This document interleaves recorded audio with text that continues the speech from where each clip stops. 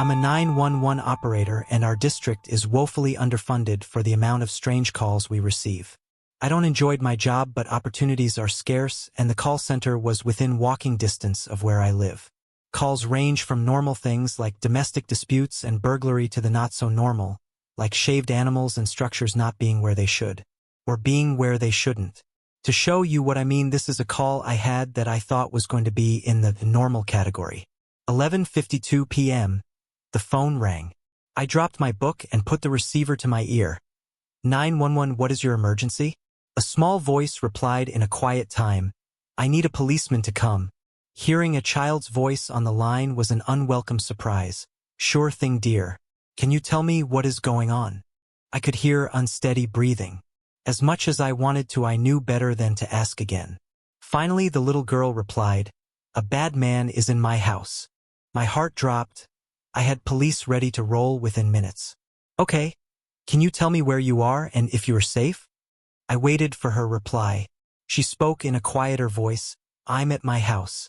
I am hiding in my closet under my clothes. I think he hurt my mommy. The matter-of-fact way she spoke was heartbreaking. I got an address from her and was told police would arrive in 5 minutes. The police are on their way, they will be there soon. Just stay quiet and stay on the phone, okay? We have a police radio set up in the call center. I turned it on and listened. Officer 1, dispatch, we have arrived. The building looks run down and vacant. Approaching the front door is unlocked. Officer 2, back door is also unlocked. Moving in. I could hear the creak of a door opening through my headset. They were in the right place. My heart beat hard. I whispered into the mic, "The police are there. Let them search the house." The girl giggled, "I know." I sat frozen. Her reply was wrong. It made me feel queasy. I jumped as the police radio came to life. Officer 1, I've got a body here. It's a real mess. Either an animal attack or a psycho with a bladed weapon. Continuing my search for the girl. The girl's voice humming a nursery rhyme floated through my headset. I couldn't turn it off. I couldn't hang up. One of the officers cussed loudly. What the hell is that? There was a gunshot followed by screaming. So much screaming. Ripping fabric, screams of pain and unidentifiable wet sounds flooded my ears. As fast as it began, it ended. All that remained was the humming. With tear-filled eyes, I looked over at my supervisor who had patched into my line. His face mirrored my own, shock and disgust. I nearly fell out of my chair when the girl's voice spoke again. Thank you. She giggled once more.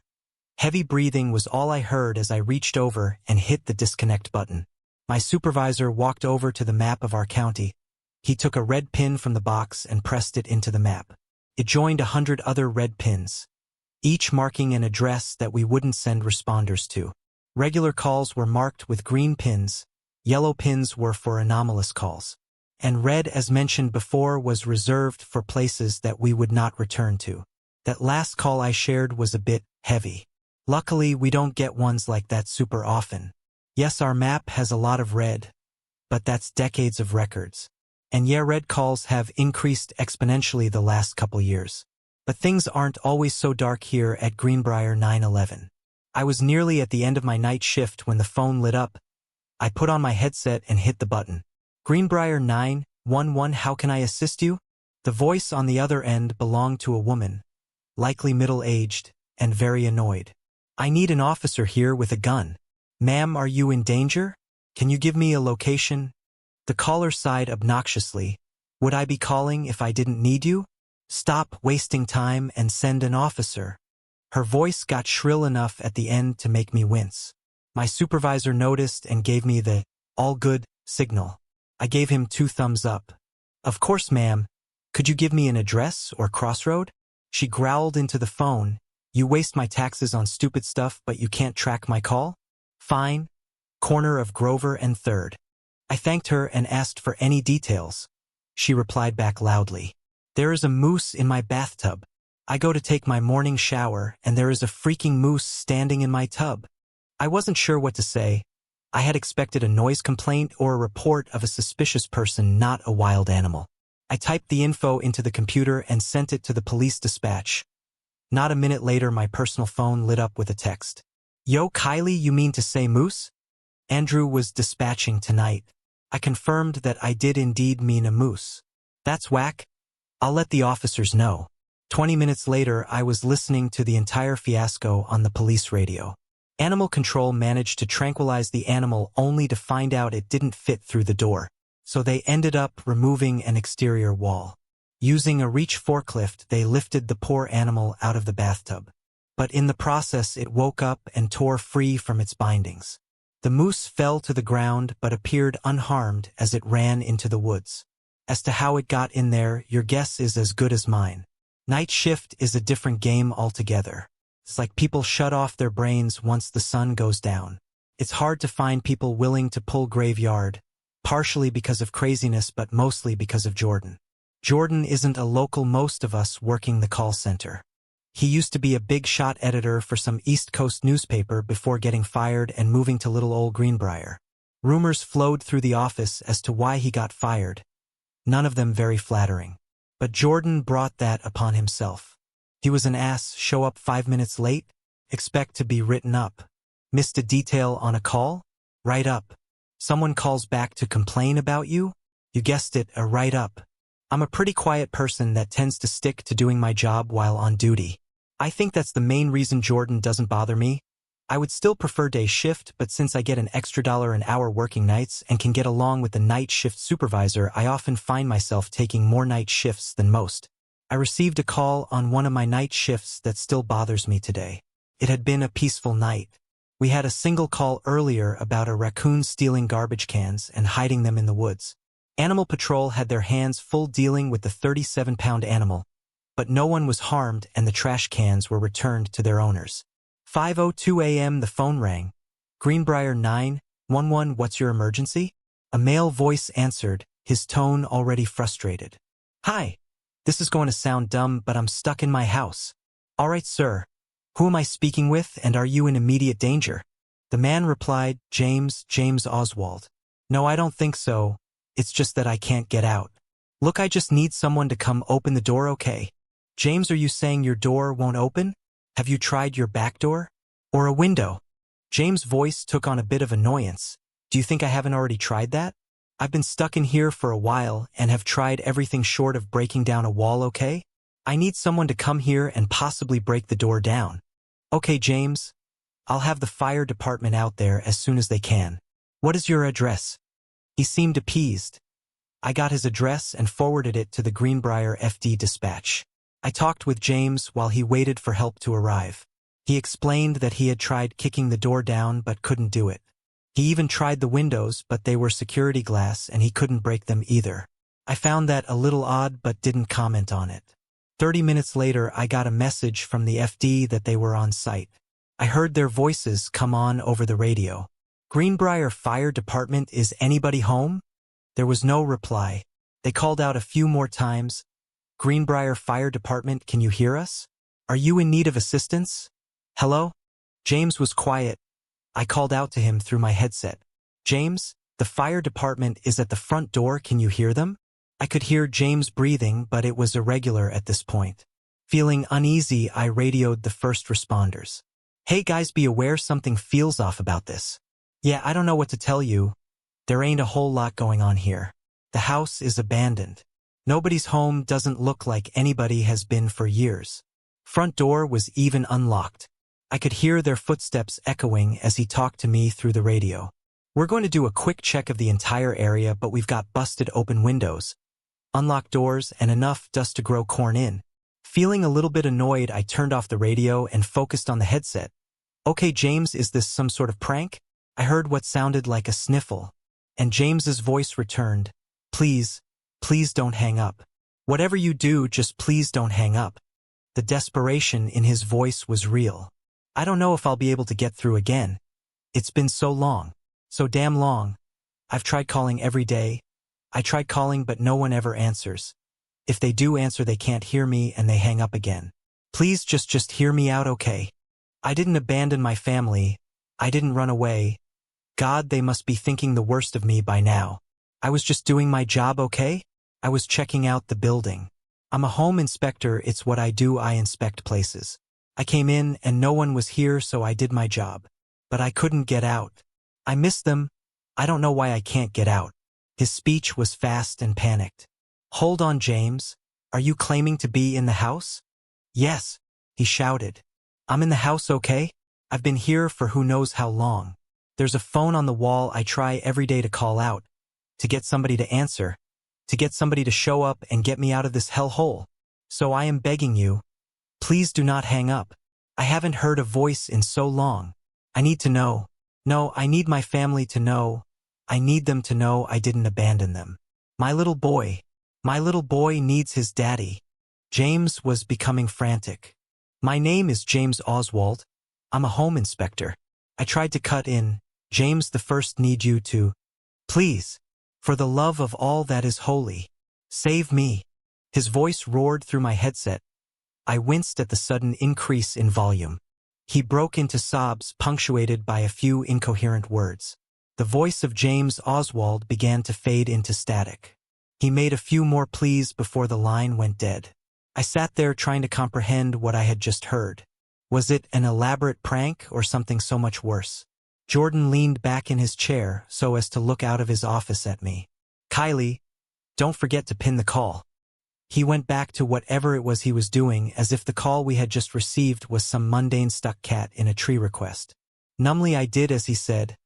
I pressed a yellow pin into the address the call had claimed to come from. When I got home that night, I couldn't stop thinking about James. I had to know if there was any truth to his story. I Googled his name and a plethora of results came up. Missing persons reports, news recordings of his distraught wife begging people to come forward with any information. I couldn't bring myself to watch the clip of James' 5-year-old son talking about his missing father. Just the thumbnail brought tears to my eyes. The sadness weighing that child down at such a young age. I considered contacting the family.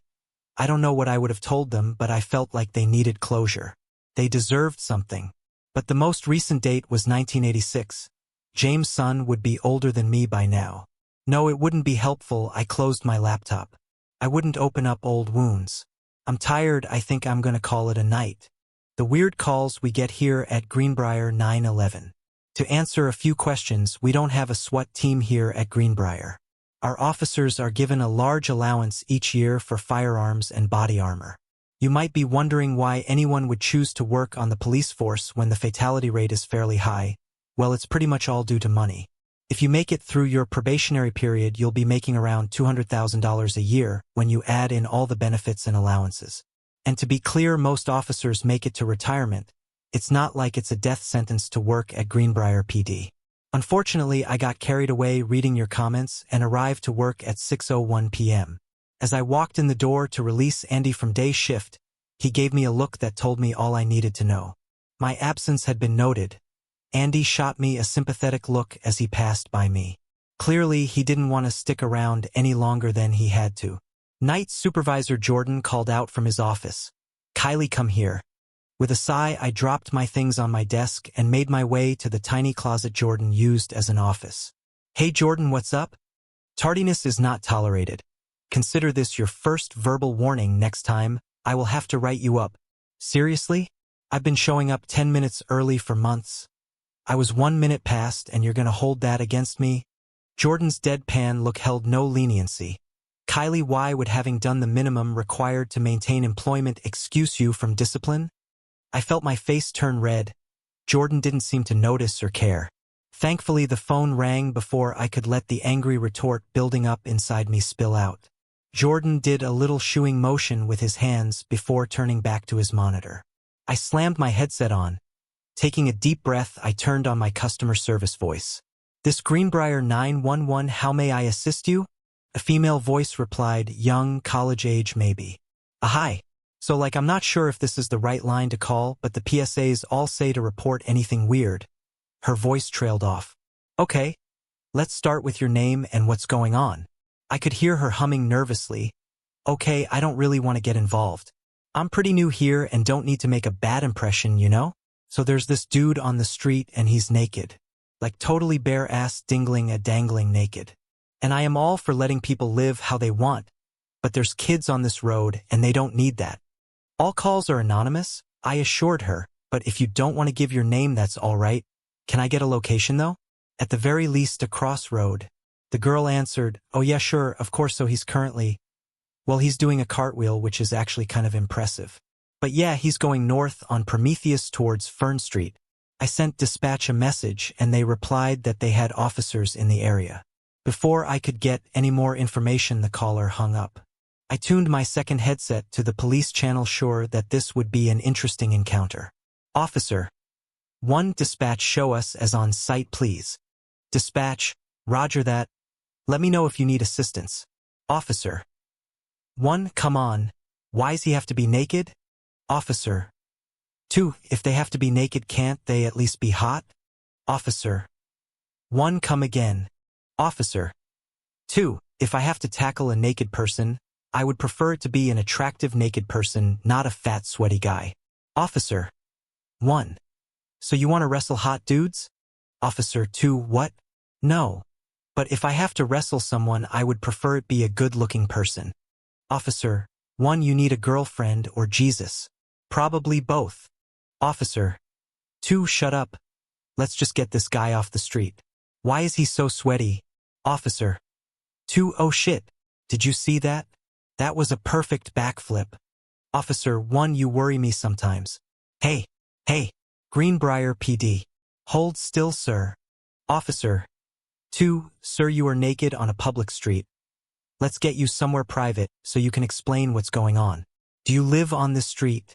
Officer 1, hey, no handstands. Stop that. Do not approach us in that manner, sir. Officer 2, sir, if you do not comply. Stifled laughter, sir, don't make me tase your dingleberries. Officer 1, damn it, Connor, can please behave? I jump as an explosion rips through the headset. I frantically tune back in my free hand on the radio to dispatch. Officer 1, the fuck was that? Connor, are you good? Officer 2, yeah, I mean not emotionally but physically I'm fine. Did he really just pop? Officer 1, like a motherfucking balloon. At that point they called in EMTs and detectives. Despite a thorough investigation, they never found a DNA match for the naked man, nor did they find any explosives residue. I think Jordan was attempting to give me a cold shoulder as a punishment for being late. Honestly, I enjoyed the lack of interaction between us.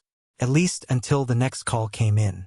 Greenbryer 911, what's your emergency? The clock read 5:05 a.m. Another hour and I would have been clocked out. Hi. There's this creep walking around my backyard. Could I get someone out here to chase him off or take him to jail? Yes, ma'am, of course. She gave me her address and I sent a message to dispatch. Okay, ma'am, the police have been notified. Could I get a name and any details while we wait for them to arrive? The woman was surprisingly calm. She sounded more annoyed than scared that there was a stranger in her yard. I'm Adeline Joy. The motion lights woke me up.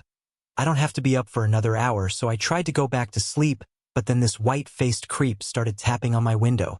I was going to ignore him, but he was tapping so hard I was worried the window would break, and I really didn't have time to deal with that. Are you saying he's Caucasian? Adeline laughed. No, my dear. Well, probably, but that's not what I meant. His skin is as white as paper. Maybe it's makeup, maybe a birth defect, who knows? That was an interesting detail. I forwarded it to the officer en route. As I was saying, I didn't want him to break the glass, so I yelled at him. He just smiled like an idiot and dangled a shitty-looking knife like it was a clock pendulum. Hold up, I interrupted. He's armed? You probably should have led with that part.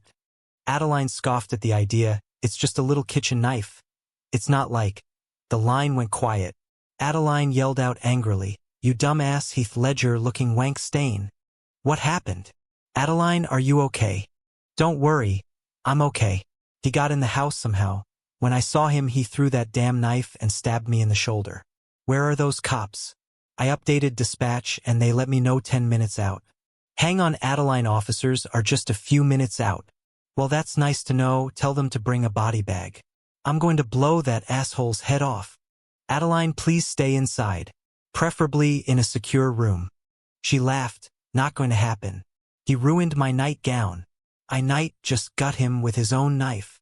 The line went dead. Adeline? Adeline. I threw my headset onto my desk in frustration. The police arrived 2 minutes later. They found the house empty but ransacked.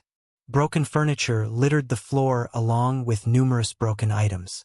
Adeline Joy Whitaker is officially missing at this point. Thanks to her security camera, we have a decent picture of the man in her yard. She was right about his face. It was so white it nearly glowed. His eyes looked bloodshot and open unnaturally wide. He had weird scarring on his cheeks and was thin. Definitely a poor way to end my shift. The next day, an hour before my shift, Jordan texted me, "Kylie, please be ready to clock in by 6 p.m. Jordan, who signs their name at the bottom of a text. I don't even do that for emails. Anyways, I made sure I wasn't late. I parked my cruiser in its usual spot and made my way in. Day shift looked exhausted, and judging by the amount of call logs stacked on Jordan's desk, it had been a crazy day. I made it nearly to midnight before the first call came in. The voice was soft, and I mistakenly thought it was a child at first. "Hello? I need some assistance." Greenbryer 911. "What is the nature of your situation? My bitch-ass wife locked me out of the house." That line of dialogue coming from such a soft, innocent-sounding voice stupefied me for a moment. "Oh, I'm sorry. Is this a domestic issue?" Jordan leaned out of his office, shooting me an inquisitive look. My half of the conversation definitely sounded a bit weird. I tapped my headset and he tapped into the call. Just as he did, the soft little voice replied, "Like a domestic assault? Of course not. I'm locked out. Once I get in, that could change though." Jordan's shocked face caused me to snort ever so slightly, but it was enough for the caller to hear. "Oh, you think that's funny, do ya? Yeah, you must be real tough." I quickly backpedaled. "It was just a sneeze, sit. It's allergy season. Like hell. You know something, missy? I don't even want in my house. I'm gonna come down there and teach you some respect. Do you hear me?" He hung up. I know I should have been worried, but that little voice was hard to take serious.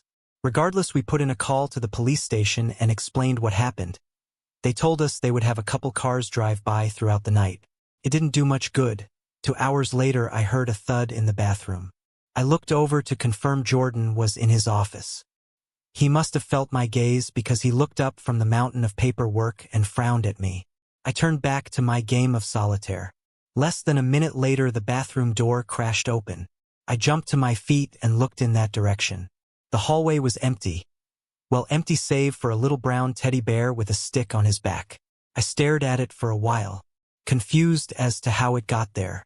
A scream escaped me as the bear's head turned to look at me. "What's the matter, doll? I told you I was coming over." The teddy grabbed what I had thought was a stick. It turned out to be the handle of knife from a 90s Outback steakhouse. "Now how about some damn customer service?" said the bear in that soft childlike voice. I jumped onto my desk as he angrily waddled towards me. He did the cutest little hops while swinging the knife in an attempt to eat me. I just couldn't get myself to take him seriously. Next, he tried to climb the desk, but his fuzzy little paws couldn't get any grip. He threw the knife onto the ground, and fists raised, he growled up at me. Right then, Jordan came around the corner and punted the teddy bear across the room. He barely made a noise as he collided with the far wall and then the floor.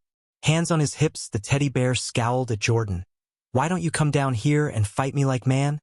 The bear then raised his paws in a classic boxer stance. Jordan wasn't having any of it. He grabbed an empty file box and strode over to the bear, who instantly attempted to turn and run. His stubby legs failed him, and Jordan scooped him into the box and taped it shut. "All right, let's get back on track. Kylie, monitor the phones while I put this outside for the police to handle." So that was my night. Still not as hectic as day shift's raccoon fiasco, but busy enough for me. Hi everyone. So I had a few people asking about the legalities of 911 tracing phone calls to get the location of the caller. Yes, we have the equipment to trace calls, and we can do so without a warrant. The reason why we ask for an address is because it's faster and more accurate. Also, Greenbryer has a lot of areas with bad reception and areas where electronics tend to act up. Sometimes we can trace a call, and we will get a location miles away from the caller. It's often easier to just have the caller give an address if they are able. I have had more than a few messages asking about the raccoons in Greenbryer. Well, they're really more of a day shift occurrence, but I will say there is a very large box of reports on Jordan's desk dedicated towards them. On to the start of what might lead to an early retirement. The phone rang at 7:09 p.m. Much too early, it was going to be a long shift. Hello, Greenbryer 911, how may I assist you? The caller's breathing was fast and shallow. The fear in it oozed through my headset, giving me shivers. Hello? Hello? Please, I think I've been taken. Their rapid in- and exhaling increased in frequency. Okay, let's try and get our bearings here. Do you know where you are? I heard her shuffling about. I'm sorry. No, I don't know where I am. Or how long I've been here. Jordan began tracing the call as I kept the caller talking. Okay, we are triangulating your call right now.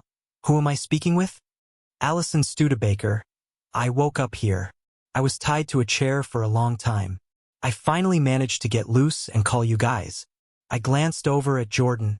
His face was a wall of concentration. Okay, Allison, my name is Kylie.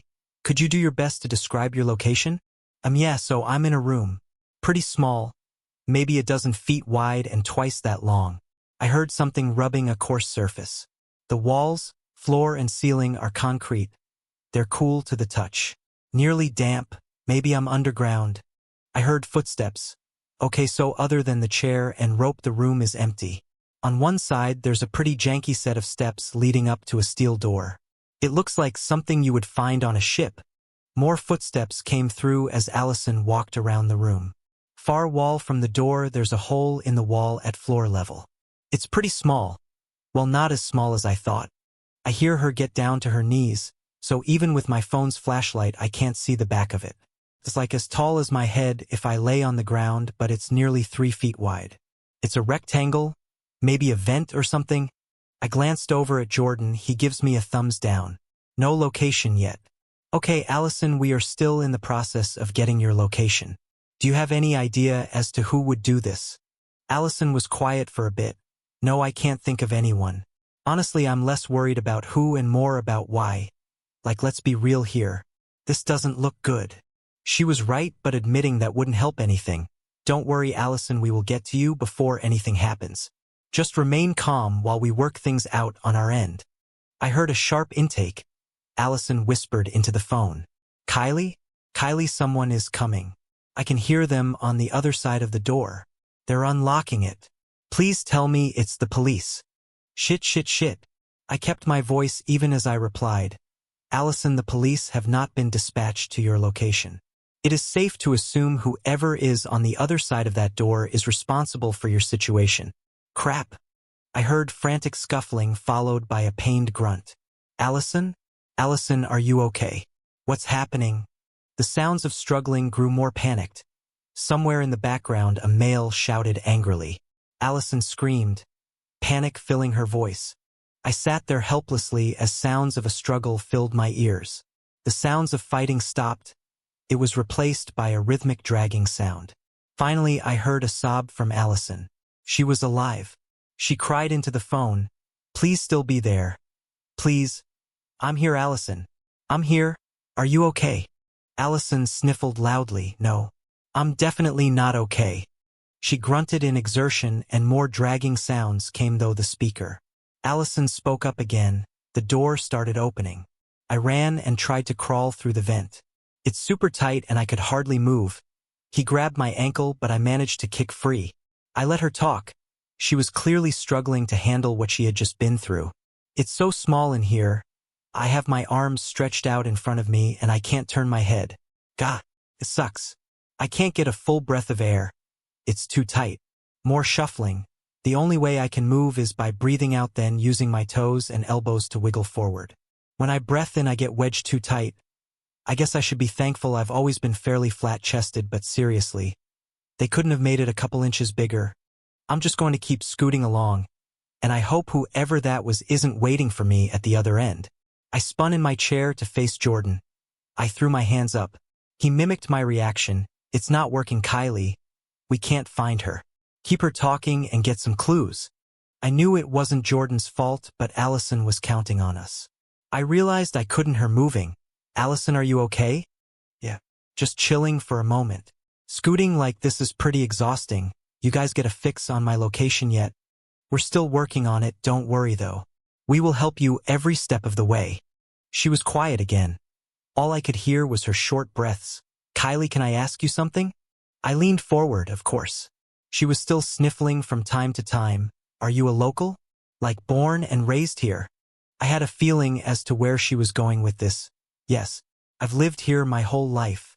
I didn't even leave for college. Allison grunted. It sounded like she was trying to shift about in the small area. Then be honest with me. Am I going to disappear?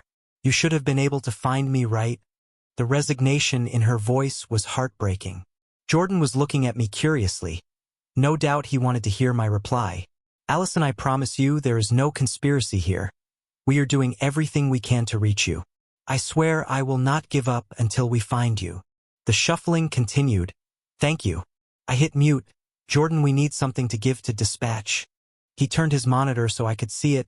Normally a call is triangulated and with time the area gets smaller and smaller. This time we had a location pin. But it kept jumping. Every 5 to 10 seconds it would hop to a completely different place. I don't know what else I can do, Kylie. We have nothing to go off of. Allison's voice broke through. Okay, so I reached the end of this tunnel. It looks like I can drop down into a room. It's not very far down. But the floor of the room is covered in water. There's no lights, so I didn't know how deep it is. Hang tight. I'm going for it. I heard a splash followed by a shocked yipe. Okay, wow. That was both deeper and colder than expected. There was a shiver in her voice. The water is nearly to my ribcage. It's really cold and really dark. I can't see the bottom. I'm carefully moving forward. I listened as she sloshed her way through the room. Everything is still concrete. The floor is slick under the water. There's some pipes running overhead. I don't see an end in either direction. The room is only 8 or so feet wide. All right, just keep us updated, Allison. Any bit of information could be important. Allison yelled out. The water level is rising. Oh shit, it's coming up fast. All I could hear was frantic splashing. Allison, talk to me. What's happening? She spoke, but it was muffled. I couldn't make out any of it. It felt like a lifetime passed as all I could hear was the sloshing of water. Allison? Hello? The line disconnected. I hit the callback button. Dread growing inside of me as the phone rang and rang. No answer. I tried twice more and still got no answer. Jordan's head hung low as he took off his headset. Mark it and turn in the report when you're done. I wanted to lash out at him and his dismissive attitude. Right then the phone rang. You good to take this? Jordan asked. Ignoring him, I hit the answer button. Greenbryer 911. What? Kylie. Kylie, it's me. I'm out, but there's someone after me. I snapped my fingers at Jordan and he quickly joined the call. He yelled over to me. Keep her on the line, I've got a ping. She's somewhere in Darkwood. I'll get a patrol heading that way right now. All the despair I had been feeling was washed away by hope. We still had a chance to save her. Talk to me, Allison. What can you tell me? She was out of breath. It sounded like she was running. I'm in the woods, near a creek. I'm heading east if it's evening. There's someone following me. They aren't very fast, but they have dogs with them. I had the map book open to the Darkwood Park. The only substantial year-round stream was Occam's Creek. Listen carefully, Allison. Follow the creek downstream. There are officers on their way to you. If you pass a small waterfall, you'll know you're on the right track. Okay. I'm running down the creek, trying to lose my scent. Her words were coming out in gasps. She was exhausted. She needed to make it 10 more minutes. Keep pushing, Allison. Just make it to the trailhead. Just a little farther. At this point, Allison was hyperventilating. A foreboding feeling came over me. I could hear dogs through her phone. The police were still a couple minutes away. She needed to keep going. She had to keep trying. Allison cried out.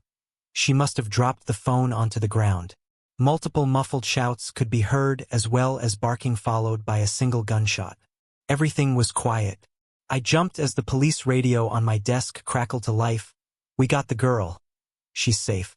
One suspect, male, red plaid shirt heading north, big feller, 6.5 7 foot tall. Watch yourselves, he's got a double-sided axe. I had to rely on the police comms as Allison's phone shut off. From what I could pick up, she was tired and roughed up, but she was going to be okay. Sadly, I had to take a call about suspicious noises behind someone's house and couldn't continue listening. Sometimes the hardest part about this job is just not knowing what happens to those we talk to. Sorry about the long delay. Things have been really crazy. I was going to tell you all about my day shift experience, but then I realized I would have to explain why I was on day shift, which would have been simple, except for what happened Monday night. I've been kind of letting things simmer while I deal with it personally. I think writing it all out will be the best way to sort it out in my head. I think the best way to make sense of all this is to explain how our building is set up. And then I'm going to write things out in chronological order. The call center is located in a small single-story flat-roofed building a couple miles outside town. There is a grass strip about 20 feet wide between the building and the chain-link fence surrounding it. There is a rolling gate that is always open. At this point, I don't know if it even closes anymore as it's pretty rusty. As you come through the gate, you'll find yourself in a gravel parking lot. There's a set of steel doors that lead into the lobby. The lobby is just a small room with a single unmanned desk and some chairs. No one has worked the lobby for as long as anyone can remember. Behind the desk is another set of double doors. You walk through those into a small chamber, you go through another set of doors, and you'll be in the call center. The second set of doors won't open until the first set is closed. I don't know why it's like that, it just is. We have a bathroom, break room, and 2 offices lining one wall. There is 5 booths that us operators sit at along the other wall. The call center is never technically open to the public, but that doesn't stop the random person from coming by to voice a complaint in person. The supervisor has to let them in though, as it requires a key card to get into our work area. I was packing up my things as my shift was about to end when we received a visitor. Jordan was saying something to them that I couldn't quite hear. He hit the button to unlock the doors. I sighed. The last thing I wanted to deal with was some entitled person telling me how poorly I did my job. The person that came through the doors was not the typical middle-aged Greenbryer citizen I had expected. It was a young woman, probably a few years younger than me. She had glossy red hair, an attractively pale complexion, and the brownest eyes I had ever seen. They were such a dark brown it made whites of her eyes pop in contrast. I'm not bi or anything, but she was shockingly gorgeous. Jordan directed her towards me and went back to doing paperwork. She approached me somewhat hesitantly. "Hi, you don't really know me, but I wanted to thank you. Without your help, I wouldn't be here." I was surprised. I was expecting some sort of hostility. 911 operators don't get compliments. Yeah, you're welcome. For whatever it is I did." She laughed shyly. "Sorry, I should have introduced myself." She held out a hand. Allison Studebaker." I jumped to my feet. "Allison, oh thank goodness you're all right." She smiled. "Thanks to the lot of you I am. Without you guys I would have panicked in that room. And the police wouldn't have found me in time. You guys are heroes." She continued, "But that's not the only reason why I came down here. I want to join your team. I want to help people." My smile faltered. "Are you sure? It can be a pretty taxing job." She nodded enthusiastically. "You know, I absolutely get that. But I just graduated and don't have any plans for college yet. I need to do something, and the pay here is surprisingly well." "That's because the job sucks," said Jordan from behind me, causing me to jump slightly. He had an annoying habit of silently appearing places. He went on, "If you were serious about applying, I can get you an application." Day shift started to arrive, so Allison and I moved to the lobby. "Do you think they'll hire me?" Allison asked. I thought about it. Despite Jordan's rudeness, he was equally aware of how understaffed we were. "I think there's a good chance," I assured her. Later that day, I received a text from Jordan. "Jordan, take tonight off. Your working day shift tomorrow." I was surprised. No one would have willingly volunteered for night shift. Me, what gives? Is someone sick? Jordan didn't reply for nearly an hour. When he finally did, I couldn't believe his reasoning. "Jordan, don't argue. Nick and I agreed hiring Allison is a good idea. She will be working the next couple night shifts. If she sticks around, we will bring her on full-time. Andy has been doing this longer than you, so he will be working with her and you will cover his day shift. The decision has been made. Don't be late." Couldn't believe it. Jordan was going to throw Allison right into the fire. I wished I had her number so I could warn her, but I didn't. I arrived at 5:40 a.m. It had been a long time since I last worked day shift. I was early enough that I had to wait in the lobby. Once Jordan let me in, I saw Andy and Allison chatting away like old friends. Apparently the night had been a no-call night and they had been sitting around for the past 12 hours. I made sure to grab Allison's number before she left. As I settled into my booth, Jordan was finishing up his paperwork. All of a sudden I heard the familiar booming voice of Nick. Ho ho, if it isn't the long-lost Kylie. I stood and he swept me into a bear hug. We've missed you, you little night owl. Nick's real name is Edwin, but his robust gut, massive fluffy beard and jolly attitude earned him the nickname St. Nicholas. Over time it turned into Nick and he rolled with it. Chuck was behind Nick. Chuck was a timid guy, but he had worked here the longest. Even longer than the previous supervisors. He simply gave me a nod before scurrying to his booth. I wanted to ask Nick why he would approve Allison for night shift, but the phone rang. I glanced over at Chuck and saw he wasn't set up yet, so I answered it. Nick gave me a wink and left to the office he shared with Jordan. Greenbryer 911, what's your emergency? A gruff male voice answered. Hi. I need someone removed. Okay, sir. Let me get a name and address. He gave me his name and location. I sent it to the Greenbryer PD dispatch. The authorities have been alerted. Can you give me any details as to who the person is and why they need removing? The man grumbled something. I don't know his name. I need him gone because he doesn't belong here. The little bastard is just standing there across the street staring at me. Sir, if he is on public property, there won't be much we can do. The man sounded a bit irritated. You don't understand. I killed him. He shouldn't be here. Oh shit. Sir, you armed? No. You don't understand. I shot him in the head. I killed him the 28th of July 1953. He can't possibly be here. The pitch of the man's voice changed from anger to something akin to guilt. Our radio was broken. We didn't know it was over. I didn't know. He just walked out of the brush, so I shot him just like the dozens before him. He can't be here. I covered him in dirt myself. Sir, I have officers a few minutes out. Remain calm and do not approach the figure. We will figure this out. It was like he couldn't hear me. He just kept babbling about how he couldn't have known. How they hadn't been in contact with anyone for days. How he should have noticed the smile on the man's face. How he was walking right towards them. I tried to get a word in but was cut off by a loud bang. I sat there. I knew what that sound had been, but I really didn't want to admit it. 10 minutes later, 2 officers arrived on scene and confirmed my fears. They found an elderly man dead on the sidewalk from an apparently self-inflicted gunshot wound to the head. No one else was on scene. I had to step outside for a minute. Day shift having 2 operators meant we could actually do that. I went back inside and had a relatively calm rest of the day. Nick was extremely sympathetic and told me to take the next day off if I needed it. As tempted as I was to accept the offer, I wouldn't do that to Chuck. The calls might be more normal during day shift, but they were also a lot more frequent. Luckily, the next day was not nearly as heavy. I was surprised to see Jordan was there. Personally, I thought the 12-hour shifts were too long as is.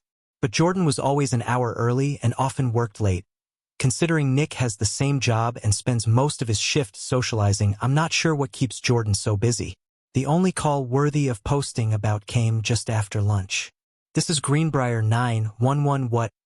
An irate male voice interrupted me. When are you going to fix this? Sir, I'm going to need you to calm down and explain.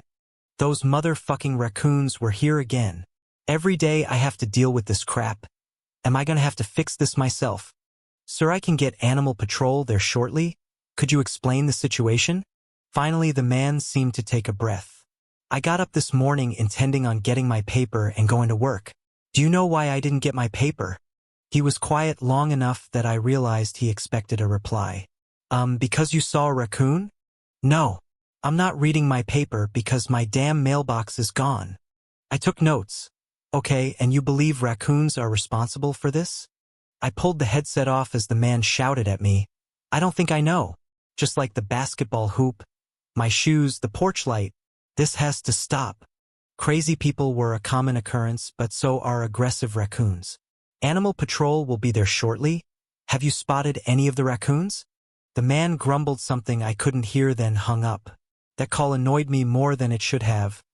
I hate it when people hang up because they feel like we aren't doing a good enough job. After that, I was informed that I would be back on night shift the next week. Apparently, Andy threatened to quit if he had to continue working with Jordan.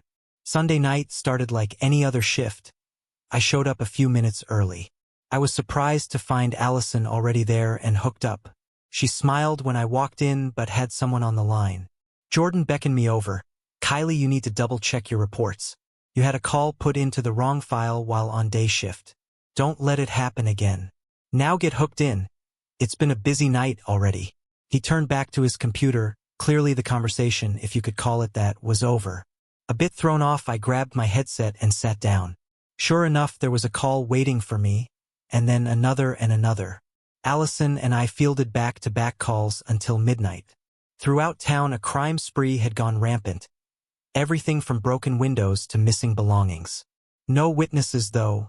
Not a single sighting of who was causing all the mischief. Things finally calmed down around 3 a.m., at least I thought they had. It started with a pounding at the steel doors leading to the lobby. Jordan rolled his chair out of his office and peered quizzically at the doors. The banging turned into a metal-on-metal clashing. Jordan jumped to his feet. Someone was assaulting the door. Allison and I stood up as well. We both wanted a better look. I jumped back as I heard the outer doors come crashing down. Allison looked at me. "Kylie, what's going on?" I couldn't reply. A large dent appeared in the door. Spinning around, I hit the SOS button. I took Allison by the hand and pulled her to the bathroom. Pushing her inside, I turned to see Jordan standing, arms crossed, looking annoyed in front of the door. A crack grew as the double doors began to separate. "Jordan!" I hissed, trying to get his attention, but he just stood there. I ducked into the bathroom and locked the door. Allison pulled on my shirt. "Kylie, what in the hell is going on?" I shushed her. "Remain calm and quiet." Standing on my tiptoes, I could just barely see through the vent in the door. A few more blows brought the doors down. Allison tried to see as well, but there wasn't room. I gasped as a giant of a man entered the room. He towered over Jordan.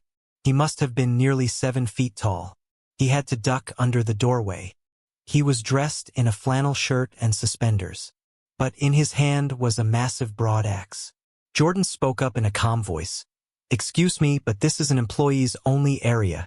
The giant looked around the room. He was on a mission. The murderous lumberjack strode into the room. Jordan stepped in front of him. "I will not ask again, you need to leave." The man looked down at Jordan. He wrapped a mammoth-sized hand around Jordan's neck and lifted him into the air. The giant leaned in close. "Where is the girl?" Jordan kicked uselessly. "There is no girl. It's just me here." He walked further into the room, all the while holding Jordan off the ground as if he was a bag of groceries. Allison slid to the floor, her back to the door. She looked up at me, eyes wide with fear. "It's him, the man that took me." The giant slammed Jordan onto a desk. "I want the girl." Jordan pried at the man's fingers. "I told you. No one else is here." I watched in horror as the man brought the axe up to Jordan's face. Jordan stopped struggling. The man pressed the blade against Jordan's cheek. "Where is she?" Jordan winced. I could see a small line of blood forming along the edge of the blade. The man pressed it harder. The thin line turned into a steady stream. Jordan spoke through gritted teeth. "Like I said, I'm alone." My heart stopped. The man raised the axe up and paused. I heard it too, sirens approaching rapidly. Much faster than I would have thought possible. The giant threw Jordan to the ground and ran out the door. I could hear his thunderous footsteps fading away. I opened the door and ran to Jordan just as he sat up with a hand to his cheek. Blood was weeping out from between his fingers.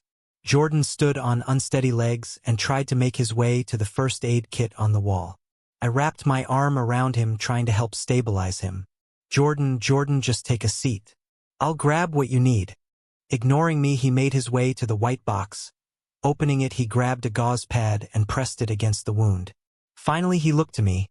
"Kylie, you should have stayed inside longer. He could have returned and found the two of you." I was flabbergasted, but I had no time to tear into him. Allison was reliving her recent trauma and the police were storming in. It took a bit of explaining, but the police ran outside in search of the lumberjack. Within 30 minutes, there was dogs on the trail, and an hour later a helicopter joined the hunt. They didn't find him. Allison was too shook up to drive herself. After finding out her parents were out of town and she was alone, I insisted she come stay with me for the next couple days. At first she turned me down, but I kept at it and she finally relented. We managed to get a police escort to her place. While she gathered what she would need, they searched the house. Unfortunately, they did find some signs of forced entry. I didn't tell Allison. Allison is sleeping on my couch as I type this. She finally passed out after a half-dozen movies. I'm not too proud to admit I'm scared. That dude is still out there, still hunting for Allison. Someone suggested Allison should buy a gun. She can't really.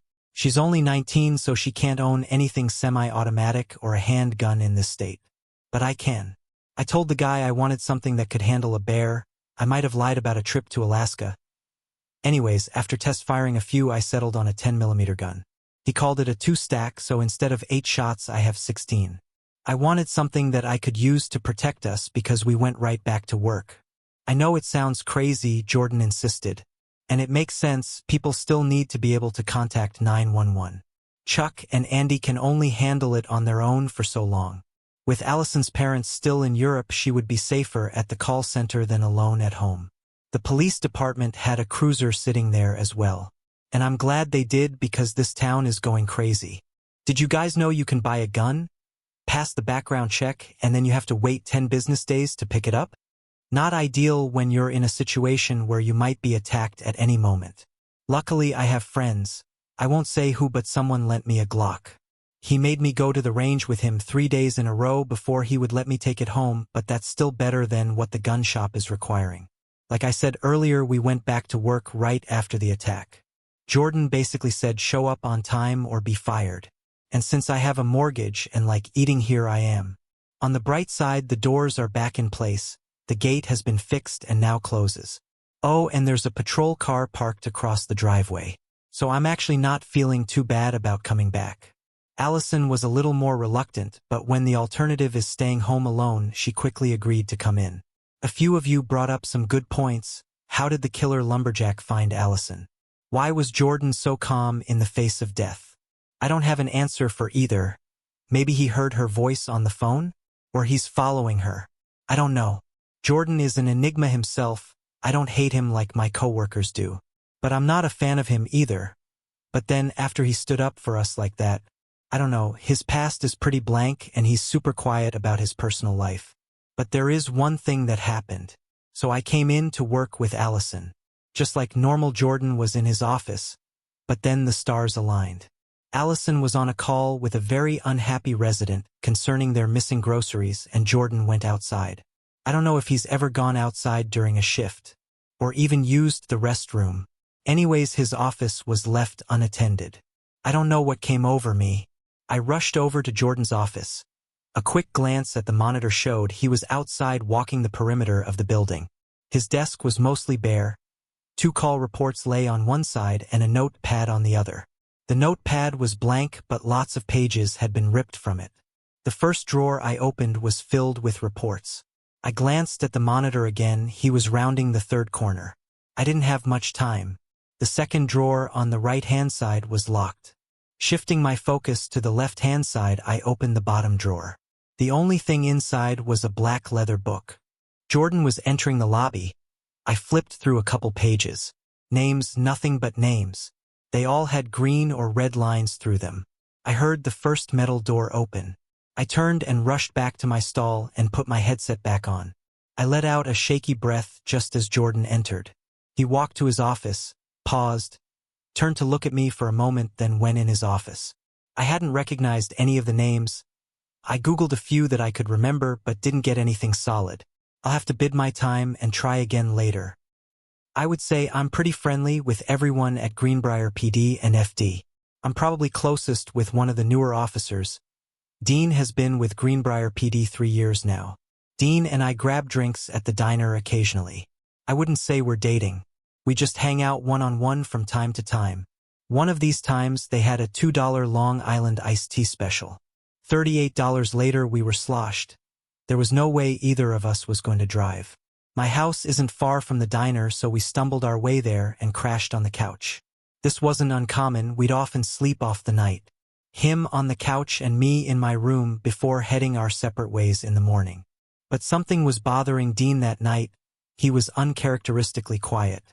I asked him about it once we were settled in. At first he didn't want to talk about it. Maybe the alcohol loosened him up, or maybe it was just the vibe we had going that night, but he told me his story. Did you see that boat being towed past the diner as we walked out?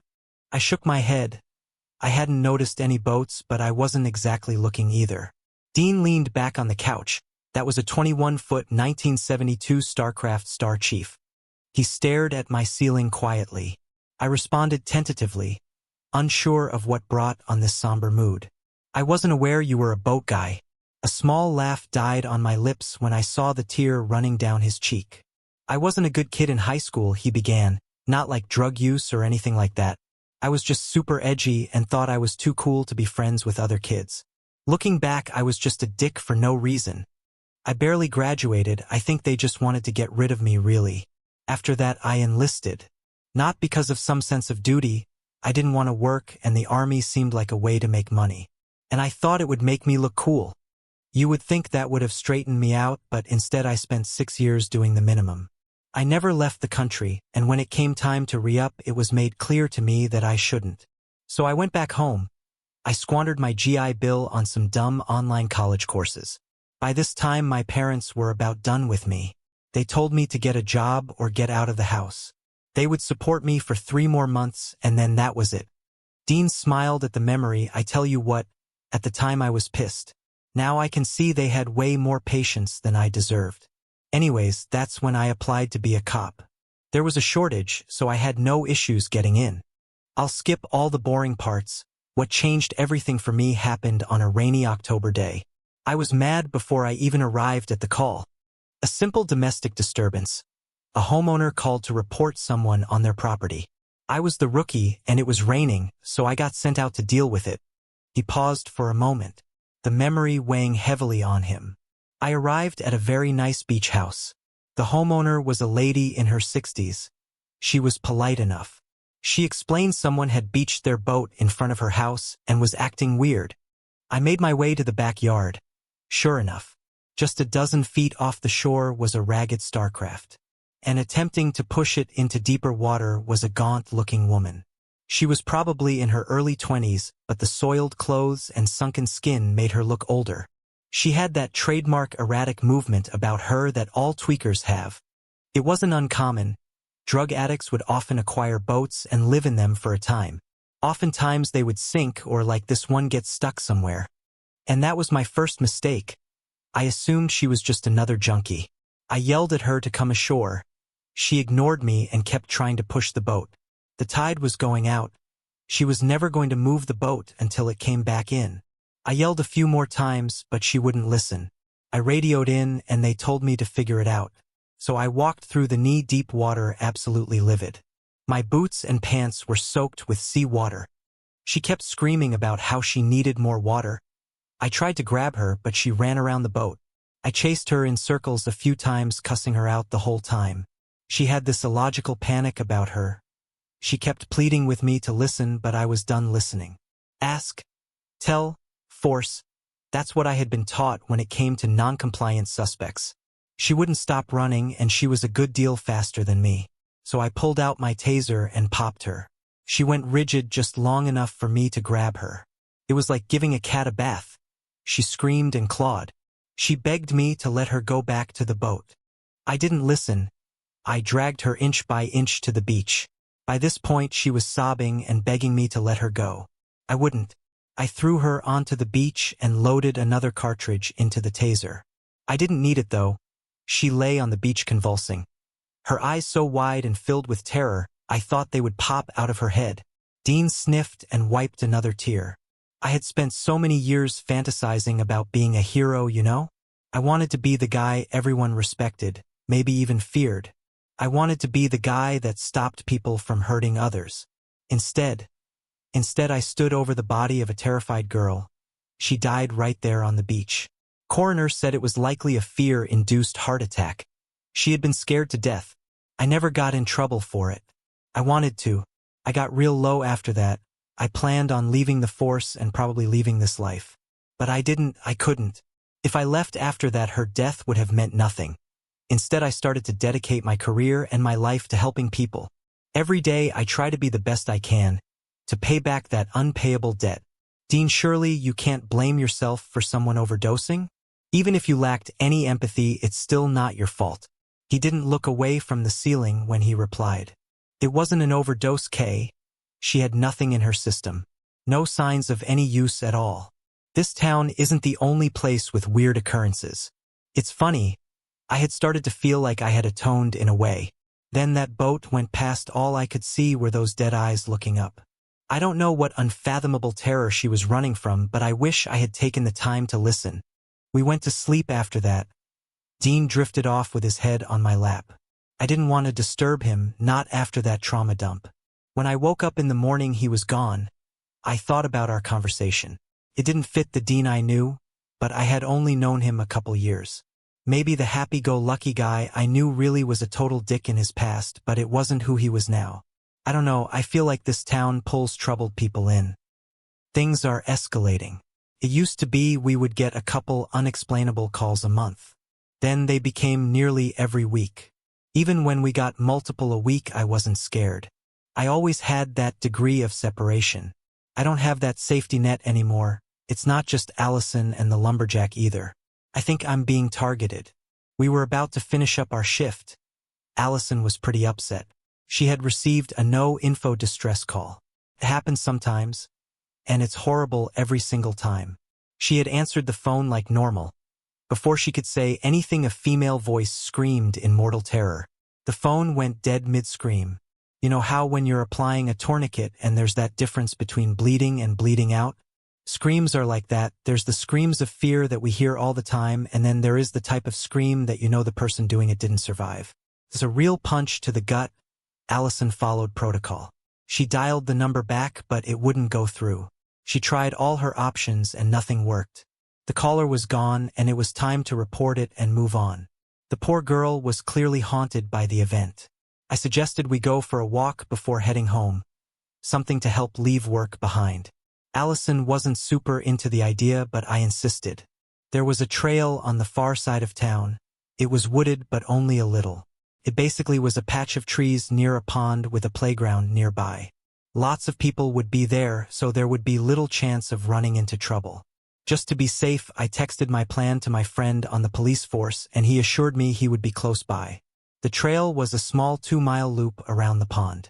Allison watched the joggers go past longingly. I miss not being scared. I want things to go back to normal, she said. I couldn't help but agree. I know what you mean. It's like everyday things get a little more chaotic. We walked up the small incline into the wooded portion of the trail. Allison seemed to be more relaxed. Nature looked to be doing her some good. I got that unwelcome prickling feeling. My pace slowed and Allison noticed. What is it, Kylie? She had a look of acceptance on her face. Like weird shit was the new normal. I don't know. Something just feels off. Allison looked around. The trees looked normal. The birds flittered from branch to branch. She turned around. I'm out. Let's go home. I agreed. We walked uphill in the direction of the parking lot. I stopped. Allison looked at me again. What's up? I looked over my shoulder at the uphill stretch behind us. I shook my head. Nothing, just a trick of the light, I guess. Let's just go. So we walked up the hill into the wooded section of the trail. This time it was Allison who stopped. Okay, maybe I'm crazy, but isn't this the wrong way? She was right, we needed to go back to the parking lot. Somehow we had gotten turned around. No, you're right, I confirmed. We need to be going the other way. So we turned and started walking uphill into the wooded section. I had a headache coming on suddenly. It was making it hard to focus. Allison grabbed my arm roughly, pulling me to a stop. Kylie, we're going the wrong way. Ahead of us was the uphill stretch leading into the wooded section. Panic was rising within her. She looked around us frantically. Kylie, what the heck is going on? My head felt like it was splitting in half. I couldn't focus on my surroundings. Okay, enough of this. I pulled out my phone and called Dean. The phone beeped at me before shutting off. Great. Just great. I resisted the urge to throw it into the pond. Let's continue in a single direction for 100 steps, then see if that gets us anywhere. Allison agreed to try it. I found myself unconsciously leaning on Allison. Her red hair kept blowing into my face. I turned my head to get the hair out of my mouth, and for just a second I thought I saw something. Maybe someone moving through the woods to our right. I looked closer and saw nothing. Allison said, 100. Okay, now what? I shivered. The air felt colder. Kylie? That was 100 steps. Do we keep going or turn back? Behind us, I saw the downhill portion of the trail was getting absorbed by a thick mist. I tugged Allison forward, suddenly no longer needing her support. Let's go. Allison was shivering as well. It had been hot when we left the car. Both of us were dressed in t-shirts and shorts. A breeze drifted up from behind us. It was so cold. I gasped as its icy fingers dived into my lungs. Our walk had become a fast jog. Deep down I knew that mist was bad. I could tell we didn't want it to touch us. Allison grabbed my hand and pulled me off the trail. I followed her as best I could. We burst out into a small clearing. The sun was out again. Birds were singing in the trees. I was bent over trying to catch my breath. Allison stood there soaking in the sun. In the lighting she looked different. Her pale skin made her red hair appear to be glowing in contrast. When she turned to help me up, I almost recoiled away. For just a moment her eyes had appeared black. But they weren't, they were still the same dark brown as before. Look, said Allison as she pointed to a gap in the trees. Just ahead was the playground. I could see and hear kids playing joyfully. With a little more caution than was probably necessary, we approached the playground. I could see our car in the parking lot next to it. Everything was normal again. No mist, no never-ending hills, no figures in the woods. We went straight home. I took a shower and Allison picked Princess Bride from my movie collection. I'm still on edge. I contemplated calling Dean, but at this point, what good would it do? Grabbing a blanket, I settled in on the couch with Allison. Something bumped downstairs. I sat up, instantly awake. Allison continued to snore softly beside me. We had fallen asleep during the movie. My house is tall and skinny. The ground floor had the kitchen, bathroom, and entryway. Upstairs, where we currently were, had 2 bedrooms and a small living room area. I carefully climbed out from under the blanket, doing my best to not wake Allison. She stirred slightly, but her breathing remained rhythmic. I wasn't sure if I had heard something, and I really didn't want to scare her with a false alarm. My bare feet moved silently across the soft carpet. I opened my bedroom door. I lifted up on it so it wouldn't squeak. On the headboard of my bed lay the borrowed Glock. Taking it in my hand, I checked for the glint of brass. It was ready to fire. I stepped gingerly onto the stairs, the sweat on my hand compromising my grip on the gun. The ground floor was pitch black. For once I hadn't forgotten a light on. The occasional passing car offered flashes of illumination. Blood rushed through my ears, creating an artificial roar in the silence. My heart beat hard as I set foot on the cool tile of my kitchen. Sweeping left to right, I checked the small house. Reaching the front door, I tested the knob. Unlocked. I couldn't remember if I had locked it or not. The house was empty. I breathed a sigh of relief. Except for the basement. I hated myself for thinking about it. I had only gone in a couple times in the years I had lived here, just to take out and put away seasonal decorations. I opened the door. The darkness below made my unlit house look like a sunny day. It was as if existence itself ended just past my feet. I stepped into it. The old wood steps creaked with each footfall. I blindly felt around for the string that dangled from the single light bulb at the bottom of the steps. Finding it, I pulled down. Click. The light came on. Its dim yellow light chasing away the shadows for a moment. The basement was divided into 2 rooms. The floor was dirty and damp. The walls and ceiling unfinished, exposing the inner guts of my home. The first room was empty and bare. I moved though it quickly. The second room was filled with junk from the previous owners as well as myself. Stepping over boxes and ducking under various hanging items, I made my way into the room. The dust looked undisturbed. Finally, I could return upstairs and go to bed. The light turned off with a pop. I let out a little squeak of surprise. Clutching the gun, I desperately tried to make out anything in the dark. It was hopeless. Then I heard it. What sounded like the soft exhale of air. Dread crept up my back. Again, a soft exhale. Extremely close to me. I was sweating buckets, my legs started to tremble. The room is empty, I told myself. It is just your imagination. Exhale. Calmly walk back to the stairs. There's nothing down here. And if there was, you would fuck it up. The gentle caress of cold air on my neck shattered my bravado. I ran for the stairs. Things crashed all around me.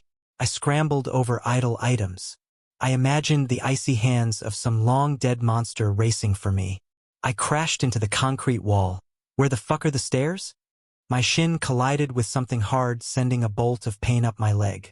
I fell over, landing on the bottom step. Frantically, I crawled to the top. Sliding on the tile floor, I kicked the door shut behind me. I was a mess. My hair was filled with cobwebs and my breathing was coming in ragged gasps. Stomping over to the kitchen drawer, and I pulled out a flashlight. Next, I turned on every downstairs light. I opened the basement door, flashlight in one hand and gun in the other. The room was as empty as before. With a false sense of bravery, I checked the rest of the basement. It was empty. It had been so real in the dark. I checked the ancient bulb. It was burnt out rather than turned off. Finally, after multiple checks, I settled down in my bed for the night. Took me a long time to fall asleep. Allison and I are working nights pretty steadily now. Things are continuing to be weird. Just this morning, well, evening. Night shift. So around 5 p.m. today, I was heading to my car to go to work when I noticed something. The neighbor's house looked off, the front door stood open. The paint looked aged. I would have guessed it was 10 or more years old rather than 2 years I knew it to be. I hadn't paid much mind, but now that I looked, the driveway was cracked and the lawn a mess of tall weeds. The place seriously stood out on the street of manicured lawns. I didn't have much time to worry about it. The last thing I wanted to do was be late for my shift. Allison got in the car and we made the short drive to the call center. The next day I paid more attention to the neighbor's house. Someone must have reported them to the HOA because the place looked totally transformed. They must have gotten the work done while we were sleeping the day away. Work has been a total drain. Just this shift we had a raccoon in a delivery truck. Mime twins skipping down the street pinching people while holding hands. Voices coming from a storm drain.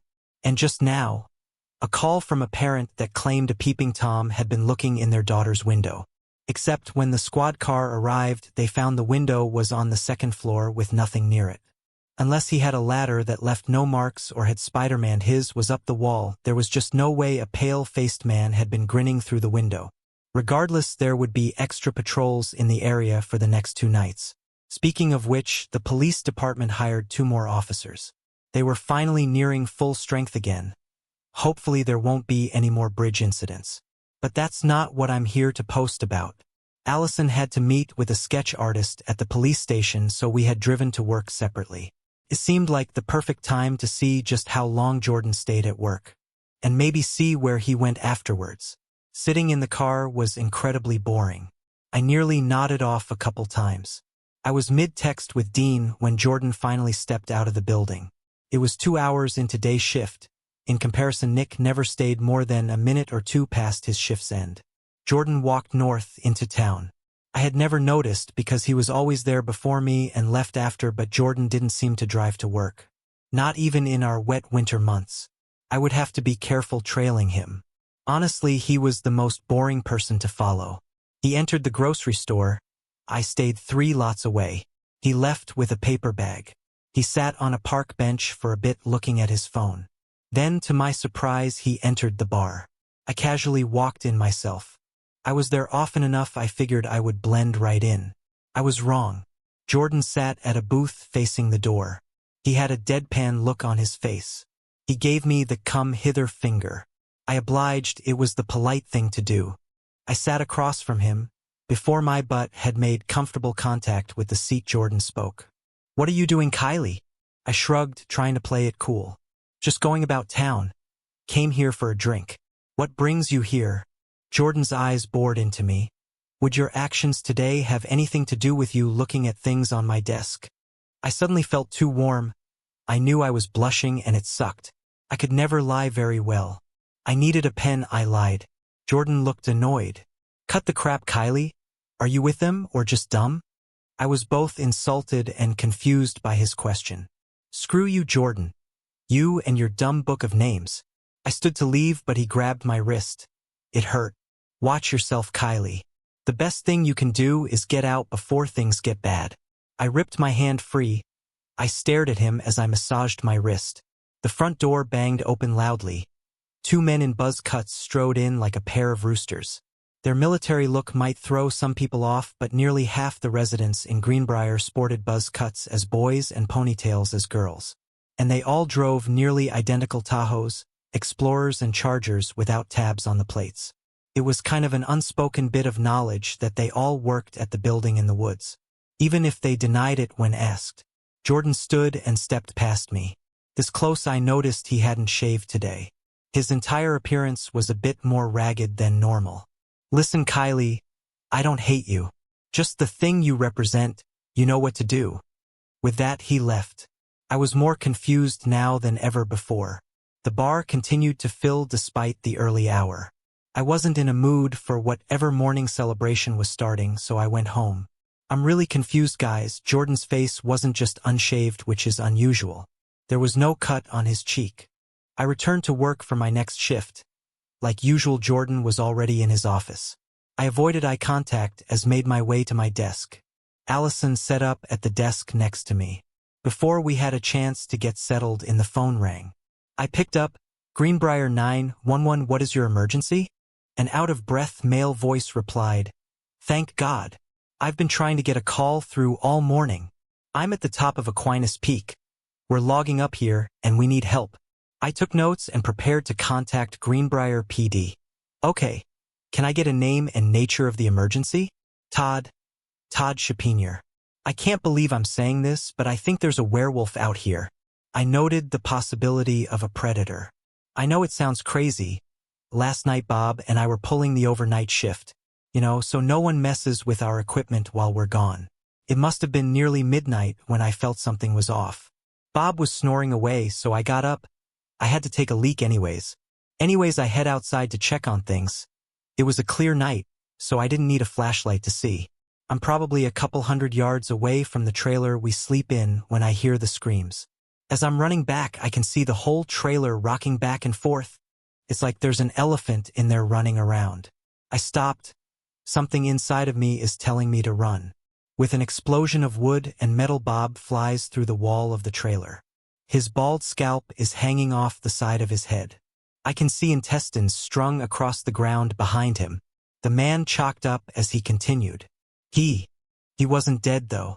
He managed to get into his hands and knees, but with each cough more of his internals would spill out onto the ground. I wanted to help, I wanted to go to him. But something came out of the camper. It was big for a wolf. Its shoulders stood too high, resembling more of a hyena than a wolf. It casually walked up to Bob. With a sick pleasure, it slowly closed its jaws around Bob's head. He screamed and kicked as it applied an ever-increasing amount of pressure. It was almost a relief to hear his skull pop. The woods were quiet again. That's when it looked up and saw me. We made direct eye contact, and I swear it smiled. I bolted for the yarder. It was fast, but I had enough of a head start. With a leap, I managed to reach the bottom rung of the ladder. I climbed as fast as I could. That's probably what saved my life. That thing had jumped and grabbed the ladder as well. I know it sounds crazy, but it started climbing up after me. Knowing my life was on the line, I climbed faster than you would think possible. I got to the landing and had just enough time to grab the winch bar. I bashed that thing across the knuckles and then again over the head. It fell all the way to the ground and crunched as it hit the dirt. I thought that would be the end, but it got back up. It circled me until daylight. All of a sudden it froze. It seemed to be listening. Then it sprinted into the woods. I suspected it was a trap. It wasn't until I heard the screams of the morning crew a few miles down the road that I understood what had happened. I took my chance. I climbed down and retrieved my phone. And that's when I finally got through. I sent an abbreviated version to dispatch before returning to Todd. I have help on their way. It will be at least an hour before they get to your position though, so just stay put and remain calm. Believe me, miss, I won't be going anywhere. Not until a lot of guns show up. My battery is about dead though, so I'm going to hang up and try to preserve it. Filling out that report took a decent amount of time, especially when the police called back to say they couldn't find anyone at the site. But all the equipment was demolished to the point it was barely recognizable and then burned. But I didn't have time to dwell on it. There was another call waiting for me. Greenbryer 911, what's your emergency? A female answered. The voices are back. The ones coming up from the drain. They won't stop talking. I feel them digging around in my brain. Ma'am, let's take a moment to assess the situation. These voices you hear, do you recognize them? Yes. I've been hearing them all week. They're my friends now. But they keep asking me to do things I don't want to. But I might have to. I didn't like the way she sounded. There was a disconnection from reality in her voice. I got Jordan's attention and signaled for him to start tracing the call. Ma'am, sometimes those who we think are our friends aren't very profitable to have around. If they won't respect your personal boundaries, then you need to find new friends. She was quiet for a bit. I thought maybe she was thinking about what I had just said. But then she spoke again. They don't like it when I go places. And they said you should mind your own business, Kylie. Otherwise you might find yourself spending more time in your basement. The line clicked off. I sat there frozen, just holding the phone in my hand. Jordan was saying something, but it sounded muffled. How did she know my name? Audio suddenly came back. Jordan was yelling at me to call back. Allison was telling him to watch his tone. The phones were ringing. Snapping back to my training, I sent dispatch the address and let them know there was a possible mental breakdown happening. Jordan was pissed, but I was not going to call that number back. The police arrived to find a murder-suicide. This mother of two had drained the blood from both of her children into the kitchen sink before slitting her inner thighs and bleeding out herself. Felt like the world was spiraling into chaos. But again there was calls waiting for me. Greenbryer 911, what is your emergency? All that came through was heavy breathing. Steady moist breath assaulted my ear. Then a silky smooth voice drawled. Busy, aren't we? Leave me to mine. The line went dead. I chose not to redial that one either. There was a traffic call. Rhodesian Avenue was blocked by balloon animals. Not possessed or violent balloon animals, just regular balloon animals. Thousands of them, to the point you couldn't see over them and no one wanted to risk driving through them. It was a major inconvenience, but no one was hurt. I was never so glad to see the sun rise. Our shift was nearly over. It had been a constant barrage of death and violence. I must have been on autopilot because the next thing I knew I was flopping onto my couch. Exhausted but hungry, I sat there not wanting to move. Allison came up the stairs with a pair of grilled cheese sandwiches. I must have dozed off because I hadn't heard her cooking. She had also changed into shorts and a tank top without me noticing. Are you all right? Allison asked. You had kind of a rough day? You want to talk about it? I accepted the food thankfully, not really. I just feel like things are getting so much worse lately. Just today we've had 4 deaths and 6 missing persons. That's a lot. Allison was quiet. Wanting to change the subject, I tried asking about her personal life, but she didn't want to talk about it. I had assumed since her parents hadn't bothered to cut their vacation short after hearing she had been kidnapped, they must be pretty shitty people. But I really didn't know anything about Allison. She was 6 years younger than me. A little taller, extremely pretty but no boyfriend. In fact, she didn't seem to have any friends at all. She just went to work and came home and slept. A knock at the door made me jump. I sat up a little straighter. Before I could stand, though, I heard the door unlock and open. A voice from downstairs called out, "Honey, I'm home." I sighed in relief. It was just Dean. Upstairs. I yelled back. Allison looked at me in confusion. I didn't know you had a boyfriend. Her tone was oddly accusatory. We aren't dating, we're just friends. She didn't look convinced, and the friend has a key? I nodded. Yeah, what's wrong with that? He's a good guy. We're not dating, but I enjoy spending time with him. I heard the clunk of Dean dumping his service belt onto the downstairs table. The steps creaked as he jogged up them. He stopped at the top. Oh, I'm sorry. I didn't realize you had someone over. I can split. I told him that wouldn't be necessary and introduced him to Allison, who was acting strangely cold.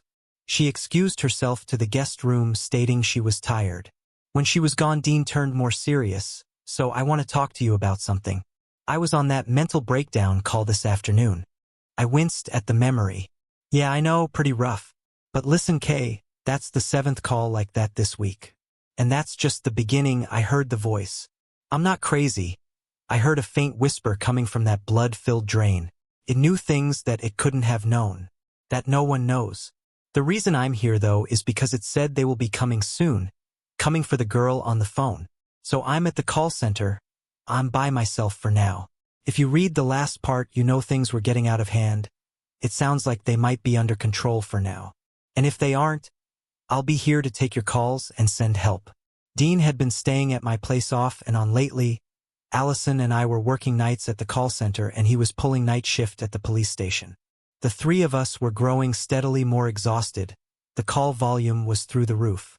Dean was going out to violent crimes daily. It was wearing us out. Things came to a head Wednesday night.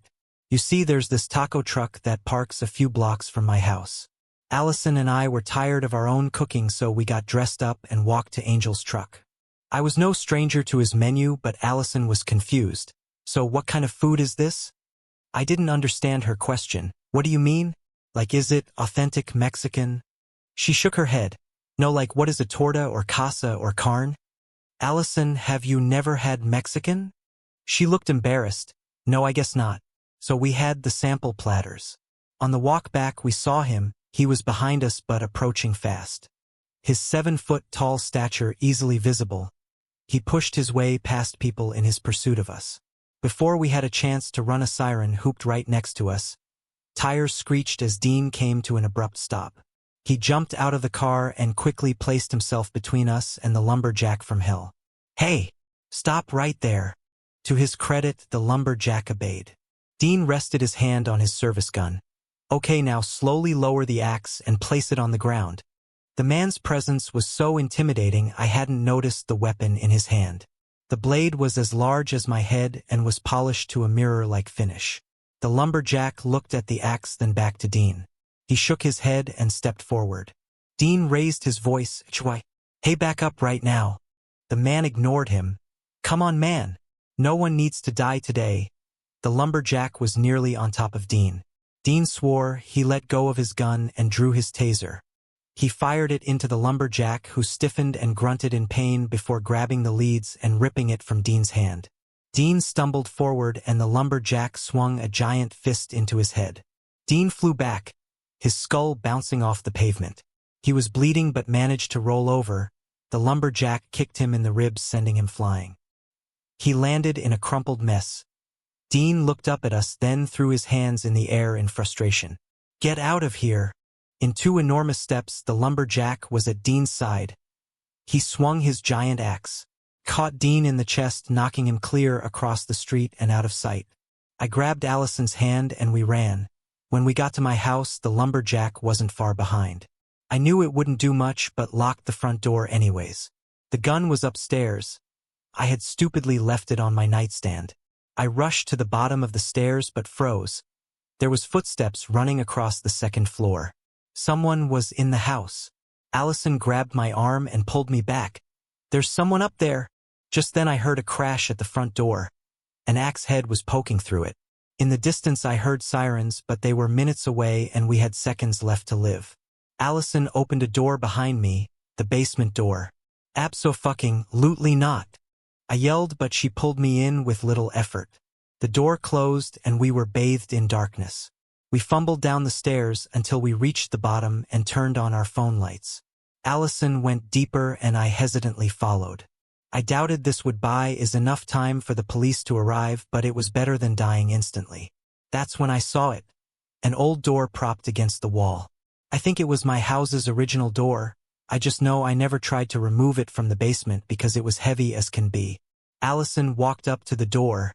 She gently traced its perimeter. Light suddenly engulfed us. We both looked up to see the lumberjack at the top of the stairs. We were cornered. Allison grabbed my hand. With her other hand she opened the door. The door that was leaning against a concrete wall. The same door that I had moved out of my way in the past.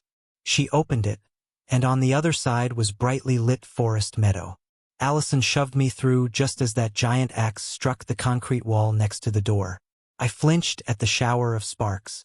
Allison jumped through the door as well. As she was closing it, I saw a second figure at the top of the steps. I couldn't be sure, but it almost looked like Jordan. The door closed and the air instantly felt different. There had been a strange hum to it before. Now it was calm, almost therapeutically so. I couldn't bring myself to care about the weirdness that had just happened. I just wanted to take a nap, but Allison kept pulling on me. Come on, Kylie, you can't stay here. We have to get you back. Man, did my head feel light. I couldn't really stand. Is this what huffing markers feels like? I knew I was being led somewhere. Focus, Kylie. You can't be here. I couldn't help but laugh. Allison, you nut. Of course I can be here. Wherever I am is here, so I'm always here no matter where I go. Clearly this truth was so profoundly obvious she had to be able to see it. Allison yanked my hair, like the little ones on my temple. I opened my eyes. How long had they been closed? Why did Allison do that? It hurt. Was that a circle of flames floating in the air? I hit the ground, way too much feeling rushed into every inch of my body. Before I could stop myself, I puked all over the ground. Fuck! Everything hurt. Another convulsion racked my body and I dry heaved a couple times. Even my eyes hurt. Allison was leaning over me looking concerned. Are you okay? I shook my head. Hell no, I wasn't okay. What just happened, Allison? I feel like I got turned inside out. And where are we? I didn't recognize our surroundings. We were clearly in some sort of forest, but how did we get here? That's normal, Allison replied. It will all fade shortly. But we should figure out where we are and start moving. My head was still too fuzzy to bother pressing her for answers. And not a nice fuzzy, but more like having been kicked in the face by a mule fuzzy. I did have the wherewithal to pull out my phone. I had service. My first thought was to call Dean, but then I remembered what had happened. Instead, I went to Google Maps. We were in the Darkwood Park. It looked like there was a gravel road not horribly far away. I mentioned as much and we decided to head for it. We needed backup. I tried calling 911, but there was no answer. I didn't get a chance to try any other calls. My phone shut off on me, typical for this area. Everyone knows you don't take electronics into Darkwood Park. Allison dropped into a crouch. I followed suit. What is it? I whispered. Allison looked hesitant to answer. You should stay here, Kylie. There's something I need to do. It could be dangerous and you've already shown me so much kindness and I can't bear the thought of you getting hurt. I put my hands on my hips. Allison, what are you talking about? First of, if it's dangerous, I will most certainly not let you go alone, and secondly, what aren't you telling me? There was that aura about her again. Nothing that could be picked out. Just a difference, like she wasn't coded right. That's when I saw the concrete building behind her. It was nearly invisible, but I could see a keypad on it. There really isn't time, Kylie. Just know that I'm thankful for all that you did. She stood and started towards the little concrete shed. I grabbed her hand, stopping her. I'm coming with you. And that's final. She pulled her hand free but didn't argue.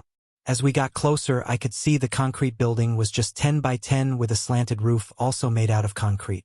The door was thick steel, but Allison typed in a code and it opened smoothly. Inside was almost completely dark. The only thing the building contained was a staircase that spiraled downward. Each step had a dim light illuminating it. I glanced at Allison, but she was already starting the descent. A lot of things weren't adding up. Are your parents really in Europe? I asked in a whisper. Somehow whispering felt required. Yes, but not in the way you understood it. I never lied to you, but I did conceal the truth when I felt it was necessary. I thought that was a pretty bullshit excuse and told her as much. She didn't disagree. So what are we looking for? We had reached the bottom of the stairs and were facing another door. Records. I need to remove information before I can go home. I honestly thought I could get away with living here, but it's just not possible as long as they know I'm here. Her answers were getting more and more annoyingly vague. That's not much of an answer, Allison. She sighed and turned to me. Kylie, I'm not going to tell you everything. It would be counterintuitive if I did. Just let me know if you see computer things. I was a bit miffed by her reply. I felt like she owed me some answers. We walked the dark, quiet halls of the underground labyrinth for an hour. We found multiple rooms of unknown uses, but none that held what Allison was looking for. We went up a floor and everything changed. The walls went from bare concrete lit by naked bulbs every 10 feet to painted walls and well-lit corridors. There was even carpet on the floor. This part felt used like people often traveled the area. And it didn't take us long to see someone. Far ahead, a man in digital camo holding a rifle walked past the hallway we were in. He didn't appear to have seen us, but Allison pulled me into the closest empty room. We stood in the dark, not daring to breath. When it became apparent no one was coming, I turned on the light. A voice deeper than any I had heard before spoke. Well, well, well, what do we have here? I spun around expecting some sort of guard. Instead I saw something else. Something horrible. Behind a set of thick steel bars stood a dark-skinned man. Not like African dark, but rather his entire body from head to toe was a shiny black color. He was entirely hairless. I can say entirely because he was nude, and unfortunately happy to see us. His eyes were a dark red and without pupils. Behind him swished a tail. It has been so long since someone has entered my room. What brings a pair so fine here to me? I backed up until I bumped into the far wall. This thing shouldn't exist, it was so wrong. In a similar way that Allison had an aura that smelled of distant places, the thing in front of us had an aura that oozed death and hatred. Allison glared right back at the abomination. We are not here for your pleasure. In fact, we're leaving right now. It chuckled, oh, I doubt that. Just then the door beeped and started to open inward. Allison kicked it back shut. I heard cursing outside. Through the small window I could see at least 4 guards. We were trapped once again. The death demon was enjoying himself. Where was it you were going, changeling? Surely not into the hands of those waiting. Allison was biting her lip. She kept looking between that thing in the cage and the door. Finally she turned to the cage. Speak clearly, wretch. What is your proposal? It smiled widely, revealing a long set of fangs. I have no quarrel with your kind. Let me play with those who wish you harm. You will find it beneficial. I couldn't help myself. I asked, what are you? The thing's gaze snapped to me. I felt such hate radiating off of it that I was almost sick again. I am what they made me, the perfect tool for their needs. They twisted me, made me cold so that your world might be a little warmer. Yet my effectiveness scared them. So they locked me away, for they lacked the courage to kill me. I had to lean on Allison. That thing had an effect on me that I couldn't explain. Allison spoke sharply. Kylie is off limits, but do what you will with the others here. She confidently strode forward and started typing on the keypad. I was horrified. She was actually going to let that thing out. Allison. Wait. Don't. With a beep the cage opened. The thing inside laughed. It sounded like a legion from hell echoing out of him. He turned to smoke, then appeared inches from my face. His black tongue licking his lips, those dreadful eyes peering into me. He caressed my cheek, his fingers ending in long, thick fingernails. And then he was gone. Nothing more than a faint hint of smoke remained. Instantly the hallway outside was filled with screams and gunfire. I covered my ears. The sound of flesh separating from bone was too much. I'm not going to describe the scene that waited for us when we left the room. Just know that there was no one to bother us as we walked out. It wasn't just the hallway. Every room had victims in it. Every wall had a new paint job. The carnage was more than just a fight. That thing had taken a lot of joy in what it did to those people. Its artwork will haunt me until the day I die. We did finally find what Allison was looking for. She set fire to the room. How she knew that would be sufficient, I don't know. I was done asking questions. I just wanted to go home and never think about this day again. We left the same way we had gotten in. Our walk through the woods was silent, save for the group of helicopters that flew overhead, no doubt to the facility we had left. I had a feeling there was going to be a lot of empty houses in town, and I didn't even know why. But I felt like I was partially responsible for it. When I reached the edge of town, I had to call Greenbryer PD directly since 911 was still down. Adrian picked me up in a squad car. It was then I noticed Allison was missing. I looked around for a bit, but she was nowhere to be seen. And I didn't really mind. Sure, she had tried to warn me, but I felt like she could have been way more honest before putting me into that shit show. Adrian was babbling at 10 million miles an hour like usual when I interrupted him. Adrian, have you heard anything about Dean? Dean? Oh yeah, Mr. Axe Wrestler is fine. His body armor took most of the blow. A few broken ribs and some missing molars. Shoot, half the precinct would be ecstatic to have gotten off that easy. I'm telling you, girl, we gotta get you back to your desk. Shit be wild. Wild, I tell ya. Adrian did just that. He dropped me off at the call center. The lights were out, so I had to start the backup generator. I tried not to think about the blood splatter across one of the desks. With the power back on, put on my headset and answered the first call. Greenbryer 911, what is the nature of your emergency? My town is in shambles, and I feel some of the fault is my own. For the past 40 hours I have been at my desk fielding calls from all over the area. People are hurting, dying, and there's so little I can do. When they can, someone from Greenbryer PD will drop off food, water, and fuel for the generator. The call center must stay open. It's something that has been ingrained into us as far back as middle school. It's why the pay is so high, it's why the building is built like a bunker. But generations of ease have led to things being neglected. Equipment that should have been updated was ignored. Maintenance left undone. I need a break. I get an hour of sleep here and there, but the phones are always busy. There's been a call for volunteers, but no takers yet. By now, everyone has heard that I'm alone here, that everyone else that worked here is missing. I heard the mayor made a call to our governor, but as in times before, we were told to handle our own affairs. We really are on our own. I haven't updated the board.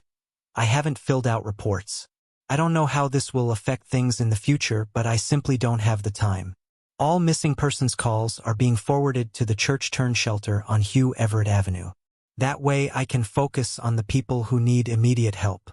In the last hour, I talked a mother through putting a tourniquet on her child's leg when a stray bullet came through their wall, shattering the bone and severing an artery. A man who needed an ambulance after his dog, who had been laying there peacefully, suddenly exploded, taking the man's arm with it. Then there was the case of someone claiming a raccoon had gotten into his gun cabinet and stolen a valuable M1 Garand. That last one wasn't worth the police's time, not with everything else going on. Jordan showed up. I couldn't believe it. He walked in looking no different than normal. He went to his office, organized a few things, then came back out. Take a break, Kylie. You're tired and your work performance is reflecting it. I'll man the phones for the next couple hours. I just stared at him. The voice in my headset sounded muted. With an annoyed sigh, Jordan walked over and pulled my headset off of me and put it in himself. This is Greenbryer 911. Sorry for the inconvenience. Could you state the nature of your emergency? I wanted to hit him. I wanted to scream. I wanted answers, but I needed sleep. In my current state of mind, I doubted I would even understand anything he had to say. I made my way to the lobby. To my surprise, there was an air mattress with a blanket waiting for me. That's not all. There was a table with food and drinks. Most disturbing was the stack of my own clothes folded on the floor. It was almost enough to make me stomp back into the call room and demand an explanation. But that bed was too welcoming. I don't know what time it was when I went to sleep, and I don't know how long I slept for. When I woke up, I had to pee so bad I'm surprised I made it to the bathroom. After shedding 5 pounds of Monster and coffee, I felt a lot better. Leaving the bathroom, I saw Jordan was still manning the phone. I didn't miss the stack of reports neatly organized next to him. He briefly glanced in my direction. Don't even start, Kylie. We have a lot of catching up to do. I slapped him hard enough to knock him out of his chair. He looked stunned for a moment. A little bit of fear cut through my anger as Jordan stood up. I was suddenly aware of just how isolated we were. He looked down at me. I could fire you for that. I humphed in disbelief. Really? And who would take my place? It's time to start talking, Jordan. Whose blood is that? Where is everyone? And why were you in my house? The phone rang. Jordan reached for it, but I hit the cancel button. Start talking or I'm out. He was pissed. The slap had been a minor annoyance, but hanging up really set him off. Kylie, you are so inconceivably stupid sometimes. The call center has to stay open, and that means answering calls. Jordan pushed me back before hitting the redial button. I let him field the call. Someone likely needed help after all. But as soon as he was done, I was going to rip into him. The second I saw the green light go out, I dropped my ultimatum on him. Tell me what is going on or I'm leaving. You'll have to handle everything yourself. Sooner or later you'll pass out, and the phones will go unanswered. Jordan watched me with cold eyes. As for the people who will die, you are okay with that? Because that is what leaving would lead to. He had me and he knew it. I tried a different approach. Jordan, will you please just tell me what you know? My life has gone to hell the last month and I would appreciate some answers. We sat in silence for an uncomfortable amount of time. I don't have all the answers. Or even a lot of answers. The things you've dealt with aren't hell on earth. That would be the thing you let out of that room. We have to take the calls. I don't know why, but I know things get a lot worse if we don't answer the phones. Jordan stood and walked to his desk. He opened a drawer and pulled out a paper. It was a checklist, no more like a list of rules. 1. The station must be manned at all times. If for any reason the station is left absent, immediately take shelter until the situation is remedied. 2. All incomplete calls must be redialed as soon as possible. 3. The power must remain on at the station. Take any action necessary to achieve this. 4. Do not enter unless required. 5. This station is the fourth and final barrier. As such, it shall receive the utmost attention at all times. I pointed to the fourth rule. Why is that blacked out? Where can't we enter? And what does 5 mean? Seriously, this just adds more questions. Jordan took the page and walked back to his desk where he locked it away. I don't know, Kylie. Maybe it's the basement? Maybe it's somewhere entirely different. As to Rule 5, I have a hunch as to what 2 of the other barriers might be. Wait, this place has a basement? Jordan nodded. Yeah, there's an access outside. It's locked up tight though. Looks like it's been that way for a long time. I was glad that was the case. I wasn't ready to face any more basements. Not yet, at least. Okay, what are the other 2 barriers? And what are they barriers against? Really? Do I need to spoon-feed you everything? What 2 places have the most red pins around them? I glanced at the board, but I really didn't need to. I already knew. There were 2 obvious clusters, one in the woods at the top of a hill and the other just outside of town. And the third? Jordan looked at the map. I don't know, but if those 2 clusters are 2 of them, and we're the fourth, I would assume the third would be where there is no cluster at all. I followed his gaze. Darkwood Park. The government building? The section of Darkwood that was fenced off didn't have a single pin, causing it to stand out from the rest of the area. Just then the phone rang. Jordan held out the headset. Your turn. I took it. Don't think I'm done here. I'll have more questions in a minute. As I sat to handle the call, Jordan walked into the lobby. Greenbryer 911, what is your emergency? There's a crucifix in my thigh, yelled a male voice with a bit of an accent. Okay, sir. Let's get a few details and get some help on the way. Did someone do this to you, or was it self-inflicted? Hell, you think I'd do this myself? Nah, lady. I just woke up with my leg burning and bam. By golly, there it was, a cross under my skin. That's definitely a situation where we can help. What is your location and name? Al Smith, my friends call me Big Al. I'm in my house down by Radio Lane. You know, the road that goes to the radio station. I punched in his info and sent it to Greenbryer FD. I have help en route. Could you help me understand how this might have happened? Listen, little lady. I live 2 miles from the radio station on subsidized land. Need I say more? He really didn't, but I wanted to keep him on the line until help arrived or another call came in. I understand how that could. I was interrupted by the caller's pained yelp.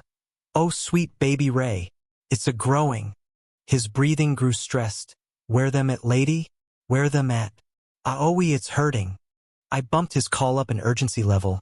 Help is on the way. Can you describe the situation so I can have them briefed when they arrive? The caller groaned in pain. It's... By golly. There was a thunk, like the phone had dropped to the ground, followed by whimpering. Sir? Sir, you there? A single gasp was my only reply. Still, I remained on the line until the paramedics arrived. I heard them pounding on the door and announcing their presence. When there was no reply, I confirmed they were in the right place. They kicked down the thin door. What the fuck? Exclaimed one of the 2 medics. The other one shushed him. Hey, get a move on. He's still alive. I had to piece together what was happening by the sounds. It wasn't until I heard a chainsaw fire up that I really began to grow concerned. I was able to grab a few details from the fire department's dispatch. The medics had arrived to find a 56-year-old man unconscious in his dilapidated double-wide.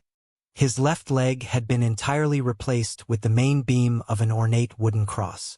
The cross beam had pressed its way into his right hip socket, shattering the bone. The other half of the cross beam had burst from his left hip. The top of the cross was buried deep in his bowels. Call it a miracle or living hell, but Big Al was still alive. He would need both his legs amputated, but he would pull through. That call sucked. So I was almost glad when the next call was some Karen angry about the music next door. Greenbryer 911, what is your... Listen, I'm only going to say this once. The kids next door have been playing the same song on full volume for an hour. Please have someone make them stop. Personally, I hate it when people cut me off. If you're dying, I'll be pretty lenient on your manners. But when it's just something like an annoying neighbor, you really ought to be more polite. Ma'am, this is 911. Please refrain from using this number for petty grievances. The police station has a non-emergency number for such things. As expected, she did not like hearing that. Excuse me, but I already called them. And they did nothing. I couldn't help but smile. Perhaps that's because it's not an issue? Now, normally I'm not like that. But the stress of everything made me not really care in the moment. The woman huffed in offense. Does an hour of hearing nothing but this not deserve at least a knock on the door? I heard what sounded like a window opening and then a rhythmic beat. And the faint hint of lyrics they were repeating over and over. Kylie's gonna die, Kylie's gonna die. Maybe a drive-by was warranted after all. There was a break between calls, so I went to the lobby to find Jordan. Annoyingly, he was nowhere to be found. I called out a couple times, checked the outdoor security cameras, nothing. He had left the building. After a few choice words, I had to rush back inside as the phone had started ringing. I jumped into my chair and hit the button. Greenbryer 911, what's your emergency? You'll have to excuse my ignorance, but I didn't know who else to call. You see, I slipped and I believe I'm injured. Okay, ma'am, you called the right place. Could I get an address or location? The lady replied, oh, of course, silly me. It's 666 Exorcist Circle. I sat there for a moment rubbing my temples. I really didn't need this right now. Ma'am, there is no Exorcist Circle in Greenbryer. The lady's tone took on a somber note. I know, dear, but that's what the voice made me say. The line went dead. As much as I didn't want to, I called back only to reach a disconnected line. I noted it on my report. A shiver ran through my body. This place was feeling a lot less safe the longer I stayed. Jordan returned about the time I was ready to pass out. He threw a duffel bag at me, then sat in the chair next to mine and put on a headset. Take your break, Kylie. Out of curiosity, I looked in the bag. It had more changes of clothes as well as toiletries from my house. I blushed first with embarrassment, but then with anger. Jordan, did you go snooping around my house? He didn't even bother looking up from my report that he was needlessly going over. Nope. I shoved the bag into his face. Then how did you get this? Jordan brushed the bag aside. Kylie, you need a nap. You're being emotional. Your house is a crime scene. An officer handed that to me outside 10 minutes ago. I wasn't sure if I believed him or not. Either way, I wouldn't be apologizing. I'll admit it did feel good to change into fresh clothes again. There was a home-cooked meal waiting in the lobby as well. As much as I wanted to return home or to challenge Jordan, I was just too tired. I crashed onto the cot and fell instantly asleep. When I woke up, I knew something was wrong. The lobby was quiet and dark. The generator wasn't running. I jumped from my makeshift bed and threw a hoodie on. I ran outside, wincing at the feeling of rocks biting into my bare feet. The generator was located at the back of the building under a little roof. It was an ancient but reliable relic dating back to the Second World War. We had never had a problem with it before. I came around the corner and saw someone standing in front of it. I couldn't see who they were, but judging by the height, I assumed it was Jordan. Are we out of fuel? The figure shook its head and turned the start switch. The old beast fired up and the lights started to warm, revealing the man standing in front of me to be Andy. Andy, where have you been? I was worried. Things have been so crazy lately and Jordan is being weirder than normal and... Andy? His face was expressionless. He was just staring. I shivered involuntarily. Andy, are you okay? I went to take a step closer but hesitated. Something was off. Andy raised an arm in my direction. He then slowly rotated it until his palm was facing up. Curling his fingers, Andy motioned for me to come closer. I really didn't want to. Andy was someone I almost considered a friend. He was clearly in distress, but I didn't budge. It was then that he took a stiff step forward. I was frozen in place. "Andy, please, what's going on?" As he drew closer, I felt my eyes start to water. There was no humanity in his eyes, just an emptiness. He was nearly within reach. I couldn't bring myself to move. Someone walked up beside me, Jordan. He leveled a shotgun and without hesitation pulled the trigger. I screamed as my face was coated in Andy. His headless corpse wobbled for a moment before collapsing. I nearly fell as well, but Jordan pulled me backwards. "Kylie, you're supposed to be manning the lines." Something inside me snapped. I drove my knee into Jordan's crotch as hard as I could. He grunted but didn't let go of the back of my shirt. I punched and kicked at him in a futile effort. With a single arm around my chest, Jordan picked me up and started walking into the woods. My anger turned to fear. I had done it. I had finally pissed him off, and now he was going to kill me. I screamed for help, but Jordan took no notice. It wasn't long before he threw me onto the ground. I lay there on the wet leaves looking into a trench. At the bottom lay at least a dozen bodies. I struggled not to scream again. I tried to scramble back, but Jordan pushed me back to the edge. "Look at them, Kylie." I didn't want to. The smell of blood and shit was enough. Jordan insisted. "Look at them. Tell me what you see." His voice terrifyingly calm. So I did. I looked at what I had thought was a pile of people. But it was a pile of persons. They were all Andy. Every single body was dressed the same and looked the same, down to the shotgun wounds in various places. "You need to start trusting me, Kylie. Had that thing gotten a hold of you, it would have killed you just like the first one nearly did to me." Grabbing my arm, he pulled me to my feet. "Now we need to get back to the call center.